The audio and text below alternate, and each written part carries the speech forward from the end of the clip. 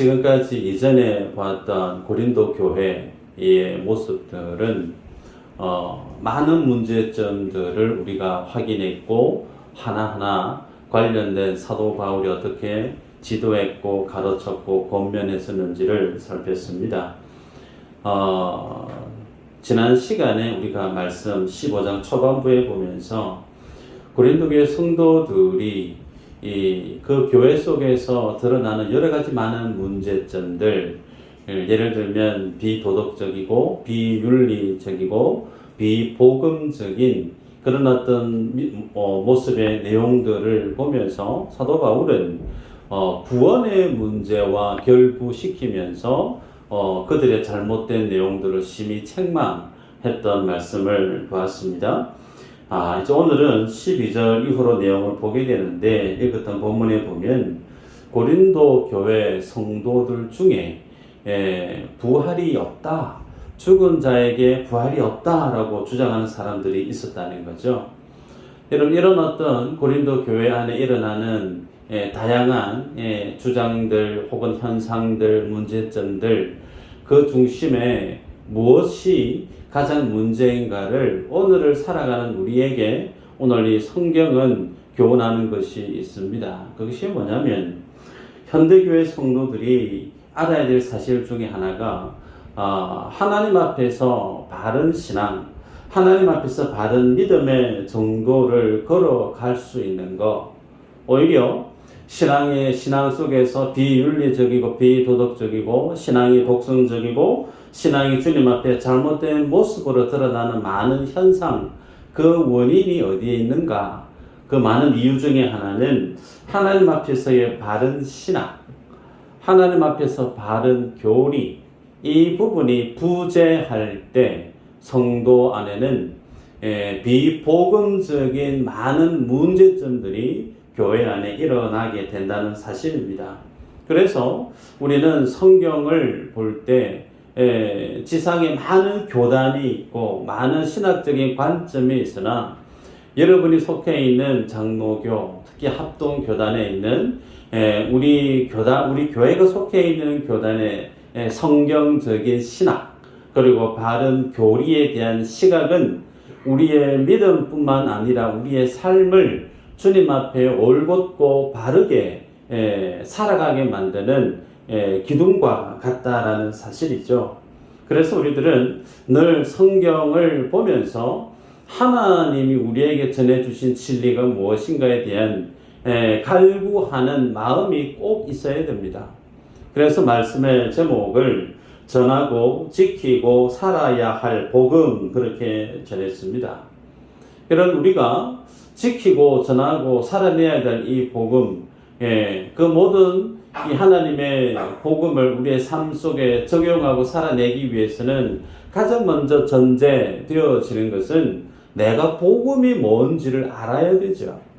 성경이 말씀하고 있는 복음이 어떤 것인가를 정확하게 이해하고 알아야만이 우리가 그 복음을 다른 사람에게 전할 수 있고 상황 속에 환경 속에 요동하지 않고 그 복음을 지켜갈 수 있고 그렇게 전하고 지키는 그 말씀대로 내가 복음적인 삶을 살아낼 수가 있습니다. 그래서 오늘은 복음 안에 다양한 내용들이 있지만 부활과 관련된 내용, 특히 성경이 말씀하고 있는 부활에 대한 의미와 오늘 내가 그 부활에 대해서 실제적으로 이해하고 생각하고 또 느끼고 살아가는 삶의 모습을 대조하면서 하나님이 우리에게 원하시는 부활 신앙에 대한 내용이 어떤 것인가를 상고하는 시간을 갖고자 합니다.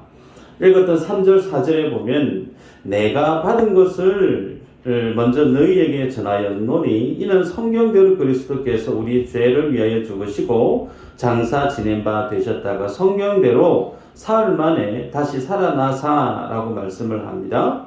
자, 여기 보면 사도 바울이 고린도 교회를 개척을 했을 뿐만 아니라 고린도 교회를 개척하는 그 첫 시작 기점은 복음에서부터 출발한다 그랬죠. 전도를 할 때 복음을 제시할 수밖에 없잖아요. 그래서 사도 바울이 고린도 성도들에게 전해 주었던 그 복음은 내가 받은 것이라 그렇게 소개합니다. 누구로부터요? 예수 그리스도로부터. 예수 그리스도로부터 받았던 그 복음 그대로, 그 복음의 원형, 그 모습 그대로 고린도 교회 성도들에게 전했는데, 그러면 그 복음이 도대체 어떤 것인가 읽었던 내용을 보니까 그리스도께서 우리 죄를 위하여 죽으시고 장사 지낸 바 되었다가 사흘 만에 다시 살아나신 것. 복음이 뭐냐? 복잡한 거 아니죠. 복음은 예수 그리스도가 어떤 분이시고 그분이 십자가 위에서 죽으셨고 그 주님이 십자가에서 죽으면서 다시금 살아나셨다라는 것이 복음의 가장 중요한 내용이죠. 그런데 사도 바울이 3절, 4절 주님의 죽으심과 부활하심에 대한 내용을 설명하면서 앞에 똑같은 말을 쓰고 있는 것을 볼 수 있을 거예요. 성경대로 주님이 십자가에서 죽으셨고 성경대로 주님이 그 죽음에서 부활하셨다라는 내용입니다. 여러분, 이것이 성경대로라고 하는 이 말씀이 우리에게 참 중요한 키를 줍니다. 무슨 내용이냐면 주님이 이 땅에 성육신하신 것 성경대로입니다. 주님이 십자가에서 죽으신 것 성경대로라는 거예요. 그 주님이 십자가에 죽으시고 부활하신 것 성경대로고, 이제 마지막 성경대로 성령을 주님 우리에게 부어주셨고 성경대로 예수 그리스도께서 다시금 이 땅 가운데 재림하실 겁니다. 여러분, 하나님의 말씀은 그냥 무턱대고 즉흥적으로 아무런 하나님의 약속의 말씀 없이 무작정 하나님이 갑작스럽게 하나님의 일을 행하시는 분이 아니라는 거예요. 하나님은 엄연히 예언되어졌던, 미리 언약으로 주어졌던 그 말씀대로 하나님은 하나님의 그 구원의 스토리, 구속사, 구원의 완성, 하나님의 나라를 일구 가신다는 거예요. 자, 이 내용이, 이 진리가 오늘 우리에게 왜 중요한가? 예수 그리스도께서 주님이 죽으시고 부활하신다는 그 말씀 외에 공생의 기간 동안에 하나님의 복음을 숱하게 전가하시단 말이에요.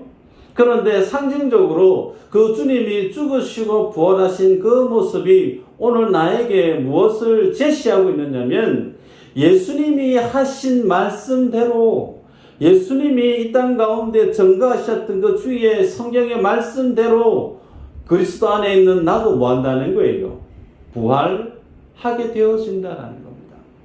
그래서 주님이 약속하신 그 말씀대로 예수님이 부활하신 것은 내가 주님이 하신 말씀대로 주를 믿기 때문에 그 주님이 약속하신 말씀대로 나에게도 영원한 하나님의 생명이 주어질 뿐만 아니라 나도 그 주님의 부활하심에 참여된 자임을 주님이 부활하신 사건을 통해서 확증시키고 있다는 사실이죠. 여러분, 여쭤볼까요? 속으로 답해 보시길 바랍니다. 예수님이 죽음에서 부활하신 그 부활의 사건을 보면서 나도 예수님을 믿으면 구원받을 뿐만 아니라 나도 때가 되면 한 줌에 제가 되겠지만 나의 몸도 하나님의 때가 되시면 예수님처럼 부활하실 것을 나는 믿는다. 이 부활의 진리가 여러분에게 그대로 믿어지시고 있는가? 여러분, 우리는 다 세례를 받으신 분이 대부분이고 예수님을 인격적으로 만났고 내가 주님을 믿습니다 라고 고백하시는 분들이 대부분인데, 이 믿음의 내용이 내 느낌이나 내 경험에 있지 않고 철저히 믿음은 어디에 기초를 둬야 되느냐면 하나님의 말씀이죠. 그래서 내가 믿는 믿음, 이 믿음이 하나님이 말씀하고 있는 성경과 부합되는가? 이 부분은 우리가 늘 주님 앞에 나의 믿음의 모습을 자기 점검을 계속해 가야 될 부분입니다. 여러분, 그래서 오늘 이 부활신앙에 대해서 내가 예수님을 믿는 내 안에 있는 이 부활신앙에 대해서 여러분 스스로 자기 점검하는 기회가 되기를 주의 이름으로 축복합니다. 고린도 교회 성도들이 죽은 자는 부활이 없다 라고 주장하는 사람들이 있었단 말이죠. 그 내용에 대해서 사도 바울이 얘기합니다. 만약에 부활이 없으면 예수님께서 부활하시지 못했을 것이다. 그러면 예수님이 부활하지 못하셨으면 사도된 사도 바울 외에 많은 사도들이 목숨 걸고 복음을 전하고 있는 그 믿음도 헛것이 되고 만다. 사도 바울 뿐만 아니라 모든 사도들의 그 믿음이 헛것 그것뿐인가요? 아니죠. 교회 안에 앉아서 예배하고 있는 모든 성도들의 그 믿음도 헛것에 지날 수밖에 없다라고 얘기합니다. 그리고 나서 19절에 바울이 또 언급을 하죠. 만일 그리스도 안에서 우리가 바라는 것이 다만 이 세상의 삶뿐이면 모든 사람 가운데 우리가 더욱 불쌍한 자이리라. 부활이 없다면 어쩌면 내가 가장 이 세상 속에 불쌍한 사람일 것이다. 여러분, 기독교의 가장 핵심적인 사건이자 진리는 예수 그리스도의 이 땅에 나신 성육신, 그것보다 더 중요한 것은 그 주님의 부활하심에 있다라고 해도 과언이 아닙니다. 그래서 하나님께서 교회에게 주신 이 부활의 진리를 오늘 나는 그러면 어떻게 느끼고 있고 이 부활의 진리에 대한 나의 믿음의 모습은 어떤 믿음으로 주 앞에 살아가고 있는가 점검해 볼 필요가 있다는 겁니다.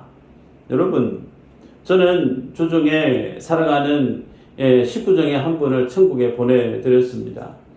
많은 분들이 개종에는 주님을 믿지 않는 사람도 있고 믿는 사람도 있어요. 그런데 죄송스럽지만 그 죽음의 모습 앞에 마음이 아프고 아리고 물론 맞아요. 그런데 제 안에 큰 위로가 있었던 것이 뭐였냐면 그분은 처음부터 예수를 믿었던 게 아니에요. 제가 예수님을 믿고 신학을 하면서 하나님의 사역자 되겠다고 했을 때 어쩌면 가장 맨 먼저 앞장서서 제게 디스를 했던 분이에요. 예수가 어딨노? 천국이 어딨노? 정신 차리라. 그렇게 호되게 믿음의 길을 걷는 자에게 돌을 많이 던졌던 분인데 그분이 예수님을 믿고 주님을 영접하고 주님 앞에 갔단 말이죠. 그 모습을 보면서 그 과정을 제가 쭉 지켜보면서 그분의 인생을 제가 아니까 제 안에 장례 시간을 보냈지만 제 안에 뭐가 있을까요? 감사가 있는 거예요. 소망이 있는 거예요. 그런데 그분을 알고 지냈던 예수를 믿지 않는 많은 사람들은 슬픔이 다예요. 괴로움이 다예요. 여러분, 부활의 진리를 여러분이 다 아실 텐데 그 주님이 부활하신 그 사건, 그 부활의 진리가 오늘 나에게 어떻게 적용되어지고 있는가? 내게도 그 주님의 부활을 생각하면 나도 가슴이 설레이고 세상을 살아가는 허다히 많은 고민거리가 있고 어려움이 있고 큰 아픔과 고난과 슬픔이 있을 수 있는데 그 모든 역경들을 능히 뒤엎고 그 모든 내 마음의 먹구름을 뚫고 오히려 그 상황 속에서도 이 부활의 신앙을 묵상하면 하나님 앞에 웃을 수 있는 마음의 여유가 있는가? 부활의 신앙을 묵상해보면 어떤 슬픔이든 고난이든 아픔이든 그것이 별거 아닌 것처럼 내 안에 큰 마음의 여유로 내 안에 작용하고 있는가? 이 부분을 여러분에게 질문으로 던집니다. 의외로 많은 분들이 어쩌면 부활에 대한 진리는 지금 당장에 내가 맞닥뜨릴 것도 아니고 실제로 내가 언제 죽을지를 모르니까 그리고 죽고 난 이후에 한참 주님 땅에 재림하시고 난 이후에 있을 일이기 때문에 나와는 너무나 시간적으로 거리가 먼 성경의 진리인 것처럼 여겨질 수 있습니다. 그래서 부활의 진리에 대한 내용보다 당장에 돈 걱정하지 않고 몸 안 아프고 좀 편하게 살았으면 좋겠다. 그런 어떤 마음으로 교회 문턱을 넘나들고 예수님을 믿는 분이 있을지 모르겠어요. 여러분, 어떤 사람에게 있어서 부활의 진리가 참 기쁨이 되고 소망이 되는가? 예수 그리스도 때문에 나의 모든 죄가 용서함을 받고 내가 가야 될 곳이 지옥이었는데 그 죽음의 사망이 있는 지옥이 아닌 예수님의 보혈 때문에 하나님의 나라로 그 천국으로 나의 모든 존재와 삶의 목적지가 바뀌어져 버린 거. 지금도 그 주님의 나라에서 나를 기다리고 계시는 그 하나님의 그 영광스러운 모습을 보면 이 부활의 진리만 생각하면 가슴이 설레이고 주님의 그 나라가 기대가 되어지는 그런 사람들, 그런 성도에게는 이 부활의 진리를 묵상하면 아무것도 하지 않아도 가슴속에 참 하나님 감사합니다, 감사의 고백이 가슴 속 깊은 곳에서 올라온다는 겁니다. 여러분, 그래서 이 부활의 진리를 정말 내가 실제적으로 주님 앞에 아멘이 되어지고 그 부활의 진리 속에 살아가는 성도의 삶의 모습은 어떤 모습인가? 여러분, 전에도 말씀했지만 부활에 대한 내용은 먼 미래의 내용이에요. 네. 눈에 보이지 않는 세계에서 일어나는 모습이죠.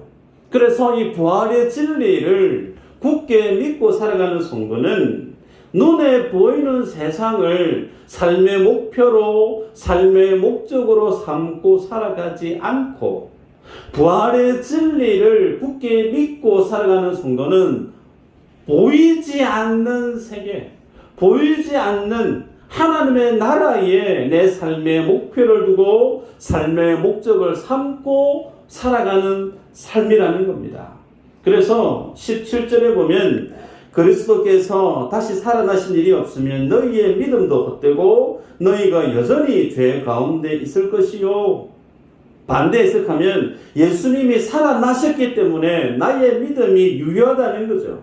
예수님이 살아나셨기 때문에 나는 이제 죄 없는 하나님이 칭이 너는 의롭다 칭함을 있는 하나님의 자녀가 되어졌고 죽음의 사망의 권세에서 벗어났고 지옥에서 벗어났고 하나님의 나라의 백성이 되었고 천국을 나의 하나님의 집으로 삼게 되어지는 놀라운 믿음의 유업을 소유한 자, 이것을 여러분이 다 아멘 하실 줄 압니다. 여쭤볼까요? 지옥을 보셨어요? 천국을 보셨어요? 죄 지으면 사망에 떨어진다는 사실을 경험해 보신 적이 있으세요? 없습니다. 내가 예수님을 믿고 하나님의 자녀가 되었다라고 하는 증명사실을 동사무소에 돈 주면 뗄 수 있습니까? 내가 예수 믿고 하나님의 백성이 되었다라고 하는 이 사실을 여러분이 살아왔던 삶의 경험상 상식으로 다른 사람들에게 확증진 내용으로 보여줄 수 있는 근거가 있습니까? 없어요. 우리의 믿음은 눈에 보이지 않습니다. 그런데 우리는 하나같이 어떤 고백을 하느냐면 나는 예수님을 믿습니다. 나는 하나님의 자녀가 되어졌습니다. 그래서 천국이 내 집입니다. 하나님이 나의 아버지십니다. 이 고백을 아주 당당하게 입 밖으로 고백하시지 않습니까? 근거가 뭘까요? 하나님이 말씀하셨기 때문에 그래요.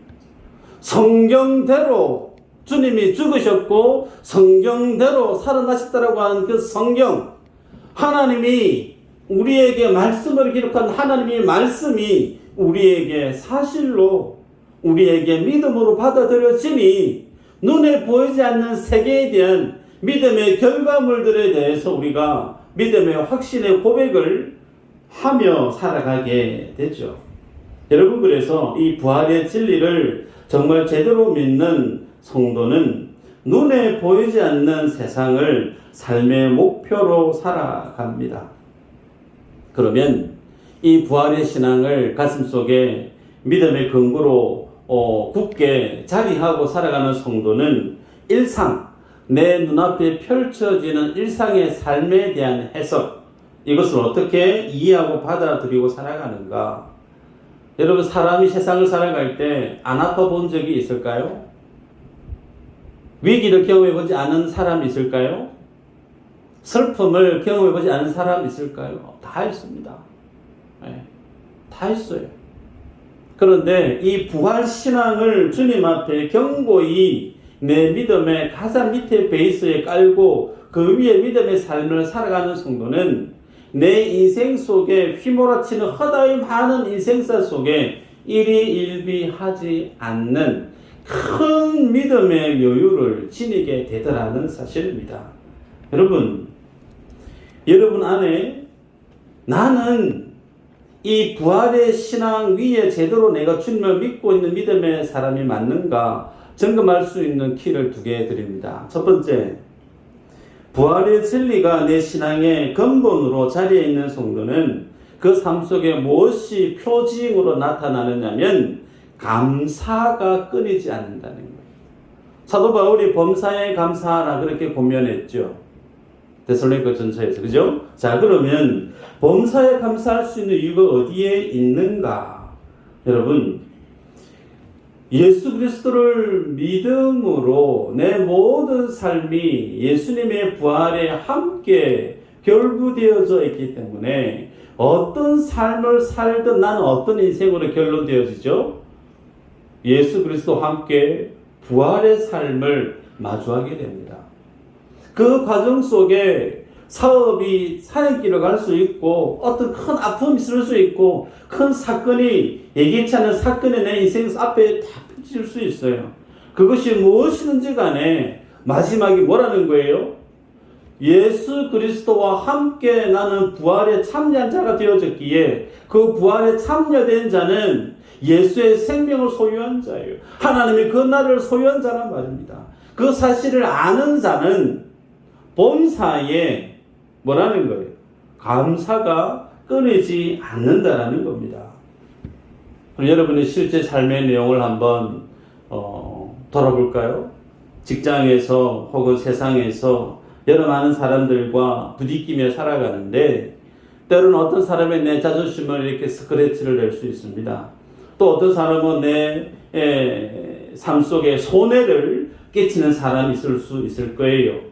여러 많은 케이스가 있는데 이 부활신앙 속에 믿음의 여유를 지니고 있는 사람은 그런 어떤 케이스마다 내 속에 불쾌감, 내 안에 뭔가 좋지 않은 감정이 마치 돌멩이처럼 퐁당 떨어질 때 믿음의 여유가 있는 사람은 허허 웃고 그냥 시키시키 넘어가져요. 그런데 이 부활의 신앙 속에 내 믿음의 삶을 제대로 구비해서 살아가고 있지 않는 성도는 하나하나마다 다 걸려 넘어집니다. 자존심을 긁는 사람을 용서가 안 되는 거예요. 작은 것 하나 손해보는 것에 대해서 내 안에 그것이 이해가 되지 않고 용납이 되지 않는 겁니다. 여러분, 살고 죽는 문제도 아닌 소소한 그 많은 일들마다 예수 그리스도를 믿는 나의 믿음의 실질적인 삶의 모습이 여지없이 휘청거리고 넘어지고 쓰러진다라고 하면 그 사람 속에 있는 그 믿음이 제대로 된 내세신앙, 보이지도 않는 그 부활신앙을 견고히 붙들고 살아가는 사람이라 말할 수가 있을까? 아닐 수 있다라는 거예요. 주님이 우리에게 주시는 부활이라고 하는 그 놀라운 믿음의 능력이 자존심 하나 혹은 작은 손해 하나 세상의 바람에 이는 것 하나하나마다 여지없이 휘청거리고 넘어진다라고 하면 주님 우리에게 주신 그 믿음이라고 하는 것이 얼마나 작은 것인가. 여러분, 부활이라고 하는 하나님의 진리는 작은 것이 절대 아닙니다. 가장 성도로 하여금 세상을 살아가게 하는 능력의 주체가 됩니다. 그런데 여지없이 작은 소소한 세상의 일들 앞에 일희일비하면서 세상 앞에 무릎 꿇게 되어지고 세상 앞에 쓰러지게 되어지는 나약한 그런 믿음의 모습이라고 하면 뭐 해야 될까요? 내가 부활신앙 가운데 제대로 내 믿음이 주님이 기뻐하시는 모습으로 겸비해 가고 있는가? 자기 점검을 하셔야 되죠. 디도스 1장 16절 한번 읽어볼까요? 디도스 1장 16절 시작.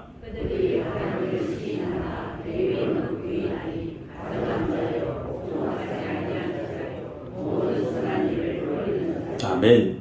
자, 하나님을 시인하나 입술로는 고백을 합니다. 교회 와서 여러 가지 많은 봉사에 열심히 참여합니다. 교회 안에서 봉사하는 것 해야 되죠. 하나님 기뻐하는 일 맞습니다. 그런데 그것이 중요한 것이 아니고 교회 밖에서의 삶이에요. 교회 안에서는 전부 다 예수님 다 잘 믿는 분 맞아요. 제가 볼 때는 그래요. 그런데 교회 밖에서의 삶이 우리의 실제 삶 아니겠어요? 가식적이지도 않고 실제적인 우리의 믿음의 모습 그대로 드러나는 현장이 집안이고 그리고 세상의 모습 아니에요? 그런데 그 모습 속에서 행위로는 부인하니 그 말의 의미는 하나님의 말씀 앞에 순종하지 않는다라는 겁니다.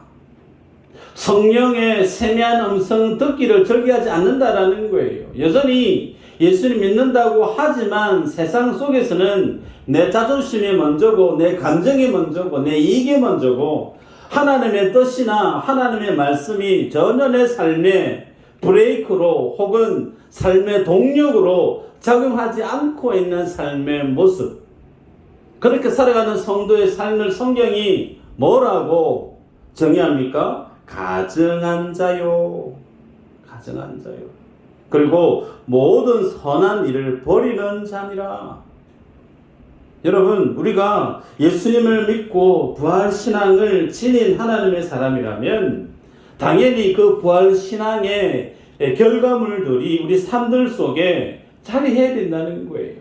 세상의 허다에 많은 소소한 그 일들 앞에 우리의 믿음이 큰 나무처럼 큰 바위처럼 요동하지 않고 늘 주님 앞에 받은 믿음의 삶을 그 자세를 유지하고 살아가야 되는데 건건마다 쉽게 넘어지고 쓰러진다라고 하면 주님 앞에 있는 나의 이 믿음의 모습이 제대로 된 믿음이 맞는가? 주님은 가증한 자다. 모든 선한 일을 버린 자다. 소위 짝퉁신앙이라는 거예요. 나는 예수를 믿는다 고백할 수 있고 나는 교회에 열심히 충성한다고 얘기할 수 있는 내가 정말 예수를 잘 믿는 성도입니다라고 내 입은 고백할 수 있어도 그게 중요한 게 아니죠. 우리의 주인 되신 하나님이 너 아닌데? 너 믿는 그거 잘못된 거야. 하나님 인정하지 않으시면 아무 답이 없는 거예요. 두 번째, 여러분 이런 믿음의 삶을 살아가는 사람들 속에 고민거리가 뭐냐면 하나님의 뜻에 대해서 어려워한다는 거예요. 하나님의 뜻을 찾고 그 뜻을 따라 살아가는 삶이 너무나 힘겹게 여겨지는 삶을 동일하게 고백하게 된다는 겁니다. 여러분, 여쭤볼까요? 여러분들은 일주일 동안 하나님의 그 뜻 앞에서 살아왔던 삶이 맞습니까? 혹은 성경 말씀을 묵상하거나 기도의 삶을 살아가면서 쉽게 나에 대한 하나님의 그 뜻을 발견하면서 살아가는 믿음의 삶을 살고 계십니까? 이 질문에 예스면 참 감사한데 나 잘 모르겠는데 정말 하나님의 뜻은 어렵다 라고 혹시 내 안에 그런 생각이 드신 분이 있다라고 하면 죄송스럽지만 그분의 삶의 신앙의 문제점이 뭐냐면 성경을 모른다는 거예요. 성경을 모르기 때문에 하나님의 뜻을 알기 어렵다라는 겁니다. 여러분, 하나님의 뜻은 어디다 기록되어져 있을까요? 성경책에 기록되어져 있습니다. 그렇다고 해서 그 성경책에 하나님의 뜻이 다 기록되어 있다고 해서 오늘 점심에 내가 짜장면을 먹어야 될지 짬뽕을 먹어야 될지 볶음밥을 먹어야 될지 어떤 것이 하나님의 뜻일까? 여기에 대해서는 기록되어 있지 않습니다. 내가 오른쪽으로 가면 사업이 대박이 나고 왼쪽으로 가면 사업이 성공하지 않고 이런 어떤 내가 잘 되고 못 되고에 대한 관점으로 기록된 책이 성경이 아니라는 거예요. 여러분, 성경은 하나님이 우리에게 하나님의 뜻을 고스란히 담고 있는 하나님이 우리에게 주신 하나님의 유일한 책입니다. 그러면 그 하나님 우리에게 주신 성경 이 속에는 하나님이 어떤 뜻을 새겨 놓으셨는가 이거 봐야겠죠. 볼까요? 마태복음 4장 23절 같이 한번 읽어보십시다. 시작. 예수께서 온 갈릴리에 두루 다니사 그들의 회당에서 가르치시며 천국 복음을 전파하시며 백성 중에 모든 병과 모든 약한 것을 고치시니 아멘. 주님이 이 땅에 공생의 사역을 하시면서 전파하시고 가르치시고 치유하시는데 그것은 하나로 표현하는 것이 뭐냐면 천국 복음 그랬습니다.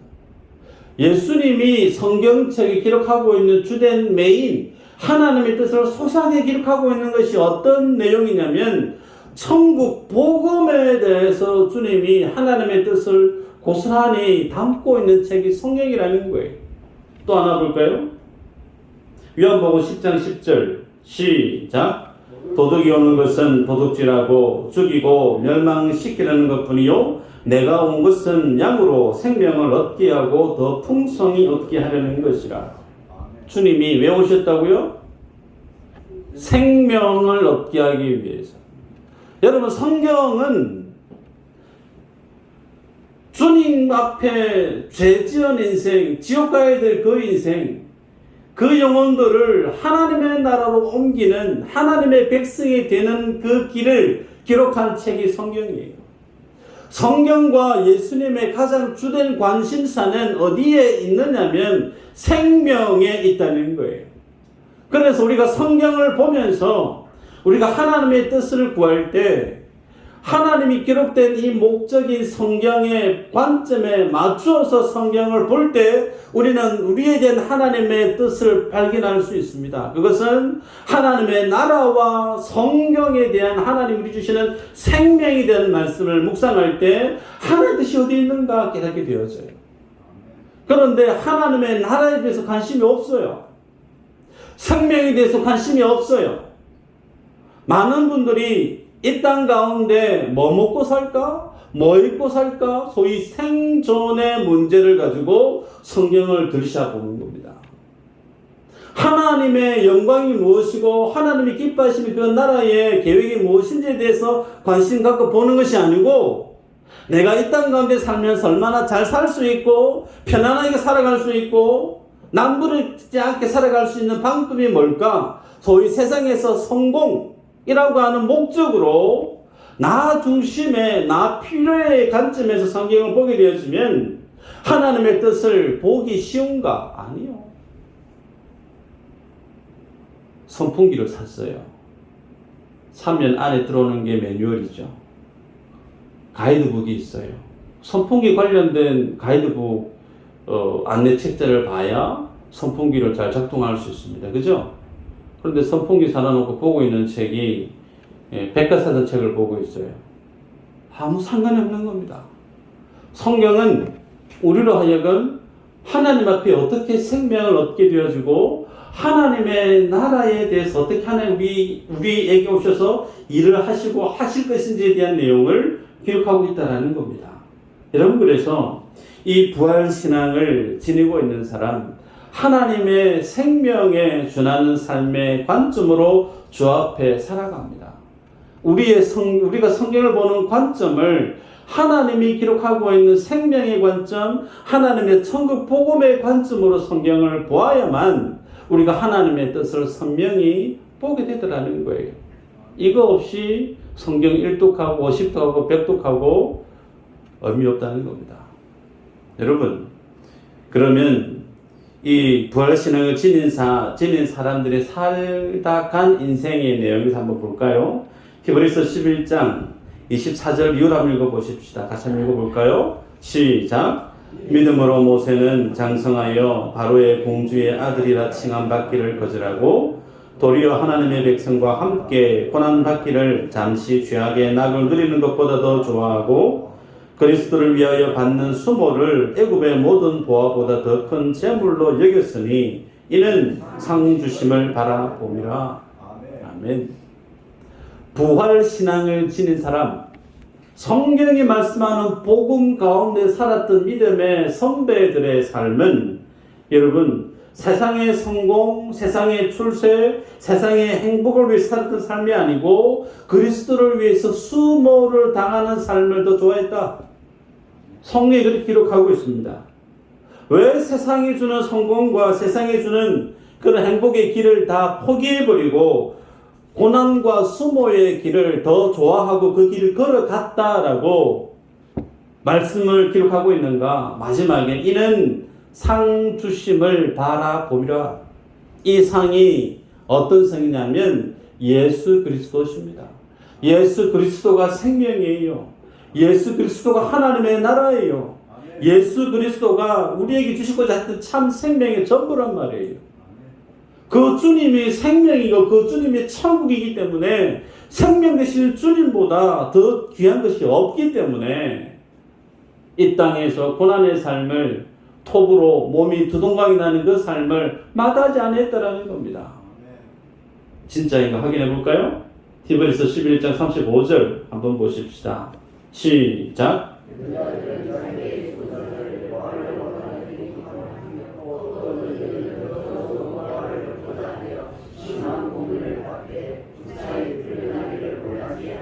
네. 더 좋은 부활을 얻고자 하여 심한 고문을 받되 구차히 풀려나기를 원하지 아니했다. 단두대에 머리가 떨어져 나가고 달리는 말에 팔다리가 묶여서 온몸이 뿔뿔이 다 분해되어져서 죽고 손톱이 빠지고 날카로운 못 위를 걸어야 되는 그 모든 고난들 다 마다하지 않은 이유가 어디 있는가? 그 모든 고난을 뛰어넘는 것이 뭐라는 거예요? 예수 그리스도가 우리에게 주시는 부활의 영광이라는 겁니다. 그래서 이 부활 신앙을 지닌 자는 세상이 감당할 수 없다라고 성경은 기록했습니다. 오늘 주님은 우리를 이 부활 신앙 앞에 세웁니다. 결론으로 말씀을 드립니다. 이 성경은 오늘 우리를 부활 신앙 앞에 세우면서 두 갈래의 인생으로 구분합니다. 22절에 보면 아담 안에서 모든 사람이 죽은 것 같이 그리스도 안에서 모든 사람이 이 삶을 얻으리라. 아담 안에 사는 사람은 다 죽는데요. 그러나 그리스도 안에 있는 사람은 이 삶을 얻으리라. 여러분, 예수 그리스도 안에 있는 사람이면 그 마지막은 무조건 뭐라는 거예요? 삶의 내용이 어떠했든지 간에 그 마지막은 삶을 얻으리라. 하나님의 생명을 얻으리라. 부활신앙 안에 있는 그리스도 안에 있는 인생에 주어지는 하나님의 영광이고 복이죠. 그래서 그 삶을 사는 사람은 이 땅에서 고난이 어떠하든 핍박이 어떠하든 손해가 어떠하든 세상에서 가난하게 사는 것이 어떠하든 그것이 일절 하나님 앞에 원망이나 불평이 아니라는 겁니다. 반면에 아담 안에 있는 사람, 그 사람은 이 땅 가운데 있는 사람이에요. 이 땅에서 사는 것이 삶의 목적인 인생이에요. 그런데 그 이 땅의 삶을 목적으로 두고 살아가는 사람의 그 마지막 26절을 보면 맨 나중에 멸망받을 원수는 사망이니라. 여러분, 이 땅에서 잘 되는 것이 인생의 목표고 목적이면 그 마지막에 뭐라고요? 성경이 기록하고 있습니다. 사망이니라. 사망이니라. 여러분, 그래서 내가 그리스도 안에 있다면 몸이 좀 불편한 거, 내가 그리스도 안에 있다면 좀 가난한 거, 그리스도 안에 있으면서 많은 사람들에게 무시당하고 조롱당하고 여러 많은 마음의 상처를 받아도 여러분 그것이 성도로 하여금 불행한 인생으로 규정할 수 있느냐? 그럴 수 없다는 거예요. 그리스도 안에 있으면 그 마지막 결론은 삶이니라, 생명이니라, 천국이니라. 여러분, 그래서 범사에 감사할 수 있게 됩니다. 빌립보서 3장 17절 이후로 이렇게 기록합니다. 형제들아, 너희는 함께 나를 본받으라. 그리고 너희가 우리를 본받은 것처럼 그와 같이 행하는 자들을 눈여겨보라. 내가 여러 번 너희에게 말하였거니와 이제도 눈물을 흘리며 말하노니 여러 사람들이 그리스도의 십자가의 원수로 행하느니라. 여러분, 그리스도의 십자가의 원수를 행하는 삶, 어떤 삶인가? 19절 이후로 그들의 마침은 멸망이요 그들의 신은 배요 그 영광은 그들의 부끄러움에 있고 땅의 일을 생각하는 자라. 땅의 일을 생각하는 사람, 그들의 신은 배다. 내가 많은 것을 누리고 많은 것을 소유하고 내가 부자로 살고 세상 사람 부러워하는 삶을 살아야지, 그것이 내 삶의 목적으로 살아가는 인생. 뭐라고 얘기합니까? 십자가의 원수니라 라고 규정하고 있어요. 우리의 삶의 목적이, 삶의 이유가 이 땅에서 잘 먹고 잘 사는데 있지 않다라는 겁니다. 여기에 목적을 두고 살아가는 자는 십자가의 원수다. 끝난 거 아니겠어요? 하나님의 원수로 사는 인생이 부럽습니까? 부러울 리가 없어요. 여러분, 주님은 우리에게 그리스도 안에 있는 부활의 신앙, 내 안에 있는 예수의 생명, 영원한 생명의 가치를 다시금 보게 합니다. 그 주님의 영광, 그 주님의 은혜, 그 주님의 생명을 지닌 대로 살아갈 때 오늘 내가 서 있는 세상의 한복판이 불편하고 어렵고 아프고 가난하고 그것 때문에 하나님이 주시는 기쁨을, 그것 때문에 하나님 주시는 영광을 보지 못하는 실수, 나 참 불행해, 가난해서 불행해, 몸이 아파서 좀 나 참 안 된 것 같아, 그거 아니라는 거예요. 성도는 무조건 행복한 자입니다. 성도는 무조건 행복한 자예요. 복음의 비밀을 여러분의 삶들 속에 믿음의 고백으로, 믿음의 내용으로 채워가는 모든 분들 되시기를 주 이름으로 축복합니다. 기도합니다.